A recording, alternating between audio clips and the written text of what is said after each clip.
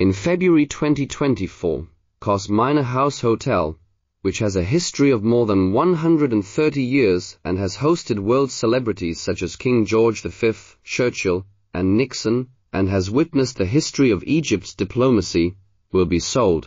The United Arab Emirates. In addition to the Mina House, the Egyptian government has also sold off a large amount of land and state-owned assets to the outside world. The UAE has planned to use $22 billion to build a resort in Egypt. But the Egyptian government has no other options. Last year alone, the country's debt ratio reached an astonishing 92.7%, its foreign exchange reserves were in short supply, and it became the second largest debtor country in the world. But before Egypt's asset sales ended, the Egyptian pound devalued by 40%. From 30.85 Egyptian pounds to $1 to 148.45. At this time, Egypt was in the midst of an economic crisis with high debt levels and currency collapse. Why did Egypt do this to itself? What new way out of the crisis is there? Egypt's economic situation. In fact, Egypt's economic collapse did not happen overnight. It has been in a serious inflation crisis in recent years. Judging from official statistics, since 2022, the Egyptian currency has experienced three depreciations of 14%, 19%, and 17%. And the depreciation speed has also broken the latest global record. In order to stop the endless depreciation of the Egyptian pound, the Egyptian government adopted an interest rate policy, hoping to shrink the use of currency by raising bank interest rates to offset the increase in commodity prices caused by currency depreciation. This is what we know as inflation. It was originally thought that the implementation of this policy would reduce the inflation rate this year to about 30.3% from 33.9% last year, but it backfired. In January 2024, Egypt's inflation rate indeed dropped to 29.8%, but it was not happy for a few days. In February, it soared to 35.7%. Faced with the unstoppable inflation situation, the country's government directly chose to fail and directly announced on March the 6th that it would liberalize exchange rate controls. The market will determine how much the foreign exchange rate can reach.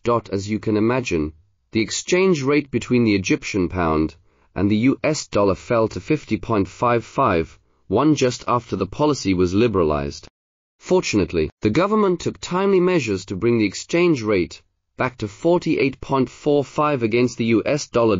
Whether it can be stabilized within 50 is not yet known, because the sky-high price of 71 Egyptian pounds for $1 has appeared on the Egyptian black market. Along with this, the prices of necessities needed for national survival have also risen. Among them, the prices of grains and bread that people eat every day have increased by 14.2%. The prices of eggs and cheese that are needed to supplement nutrition have increased by 12.8%. The prices of meat and poultry have increased by 25%, and even more outrageous are the snacks and drinks that people usually eat. Beverages prices rose by 50.9%. Egypt is a developing country with a population of over 100 million, and the salary level of its citizens is relatively low. As of now, the minimum salary of Egyptian civil servants is only 3,500 Egyptian pounds.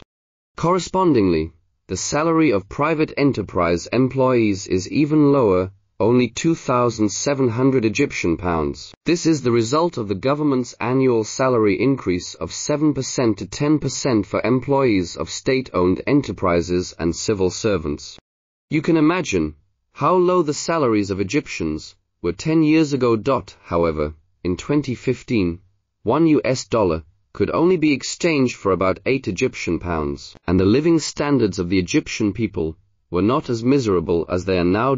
Nowadays, 1 kilogram of chicken on the Egyptian market costs 100 Egyptian pounds, and 1 kilogram of beef costs 200 Egyptian pounds. This means that many people at the bottom of Egypt cannot afford 20 kilograms of beef with a month's salary. It is also difficult for some middle-income families to rely on these salaries to maintain their family's livelihood. Some parents have expressed that they will transfer their children from better private schools to public schools in order to save more money for food expenditure.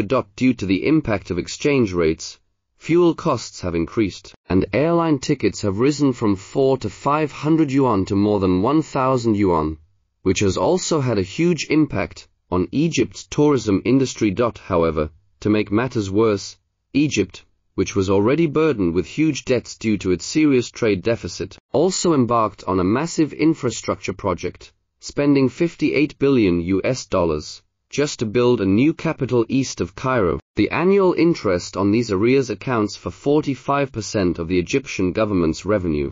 Starting in 2024, at least $42.26 billion in principal and interest will have to be repaid. This will undoubtedly make the Egyptian people bear a heavier price in the future, and Egypt's collapse may be just a snap. Causes of economic crisis.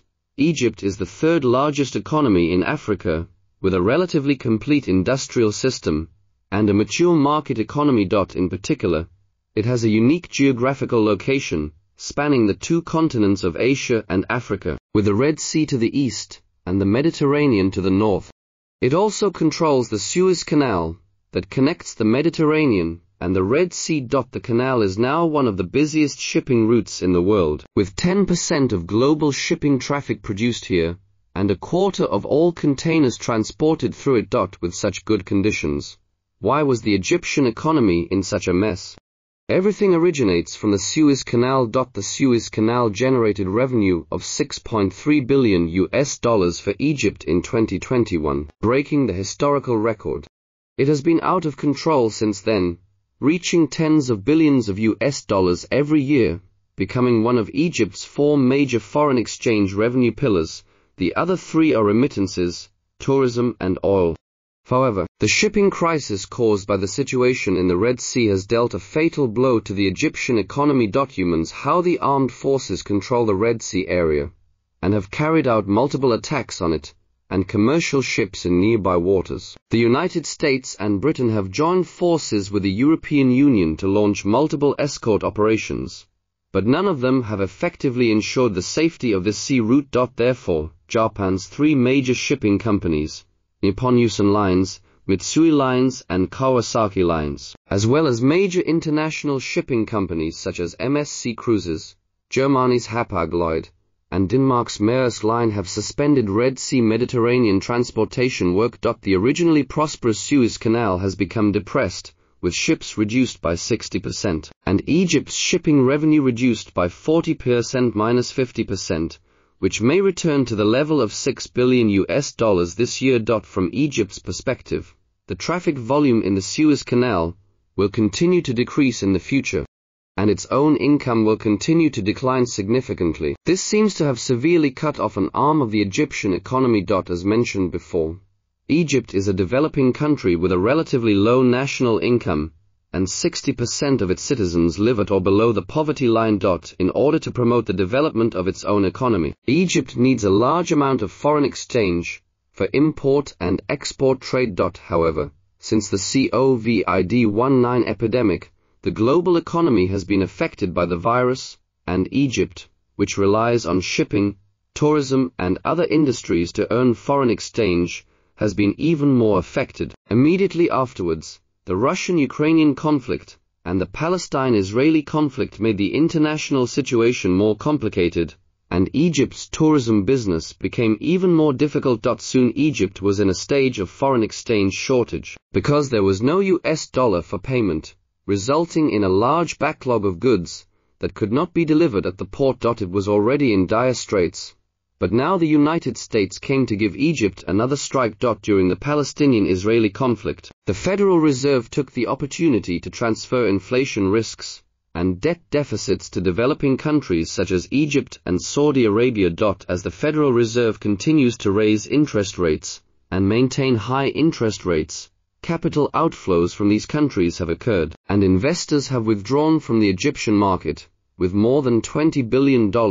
This also caused Egypt's debt crisis to be imminent, and the Egyptian government had no choice but to sell off national assets at the beginning. Although Egypt has a vast land, there are few places suitable for growing food, so it needs to import food from abroad for a long time. Russia and Ukraine are Egypt's largest food importers. Now that the Russian-Ukrainian war is in full swing, the price of food has increased exponentially, which has directly led to an increase in Egypt's domestic food expansion rate. It can be said that the chaos of the external situation is an important factor in Egypt's economic collapse. Today, it is difficult for the Egyptian economy to recover, and it is difficult to maintain the lives of its citizens. In order to meet the daily needs of ordinary people, the Egyptian government can only subsidize the price of bread so that 60% of the country's low-income groups can obtain cheap food. But the consequence of this is that the cost of bread is even lower than the selling price. It can only be used as an urgent matter to prevent the poor people from rioting, but it is not a long-term solution. How can we get rid of the current predicament? The best thing the government can think of is to raise interest rates and borrow more debt. Just as Egypt announced the liberalization of exchange rate controls, it also announced that it would raise the key interest rate by 600 basis points, reaching a record high of 27.25%. The purpose is to attract the International Monetary Fund through high interest rates and get them to agree to add billions of dollars in new loans to Egypt. Sure enough, the International Monetary Fund, lured by huge profits, agreed to expand aid to Egypt to $8 billion with a stroke of pen. This is undoubtedly a timely help for Egypt, which is short of foreign exchange. At the same time, investors, who fled the Egyptian market with dollars for various reasons, are now ready to come back. Since Egypt has lifted foreign exchange controls, and the Egyptian pound has depreciated severely, these investors can use US dollars to purchase bonds from the Egyptian government. When the Egyptian pound appreciates significantly, they can earn the difference. What's more, the interest rates in Egypt are so high now. You can borrow money from places with low interest rates to invest in Egypt, and the profits in the middle will increase several times. Therefore, Egypt's national debt immediately became the most favored object of international speculators, who all believed that Egypt's financing prospects were bright. According to this plan, the Egyptian government may earn an average of 30% on its bonds within 12 months, stabilize its finances, and return to utilizing global capital for development. This is only a matter of time. This move can be described as risking one's life to death. Among them, the largest investor in Egypt is the United Arab Emirates, which has pledged to invest $35 billion in Egypt to help its market recover. However, Egypt sells its own land and other national properties to the UAE in exchange for US dollars, which quite means losing its rights and humiliating the country. It is really unimaginable if a large number of state-owned enterprises and towns in a country are controlled by foreign countries. Fortunately for Egypt, the country's prime minister stated that the channels for overseas workers to remit domestically have been restored. Overseas remittances are one of the 4 pillars of Egypt's foreign exchange earnings.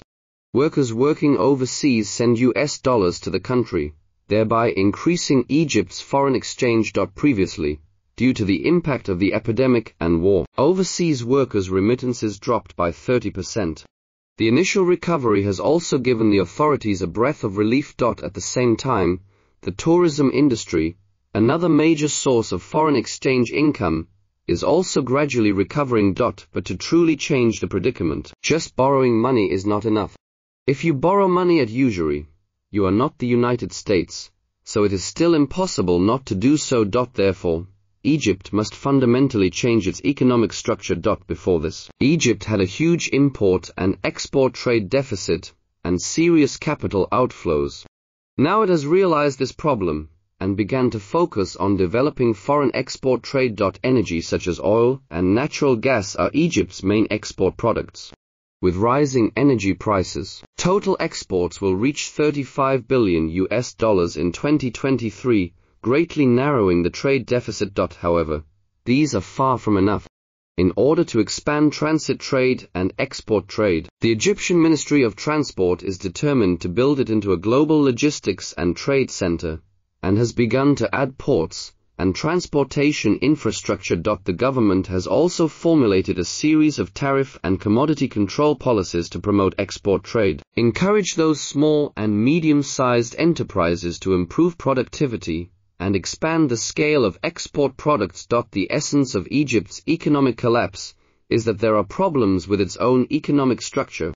Due to its over-reliance on the international environment, it will be affected by the setbacks once turmoil occurs and bring itself into a desperate situation. And it is subject to the hegemony of the US dollar and is powerless to be bullied by the United States. Therefore, if a country wants its economy to develop smoothly, in addition to creating a good international environment, it must also strengthen its own comprehensive strength to avoid being controlled by others. Export trade will be the right path for Egypt.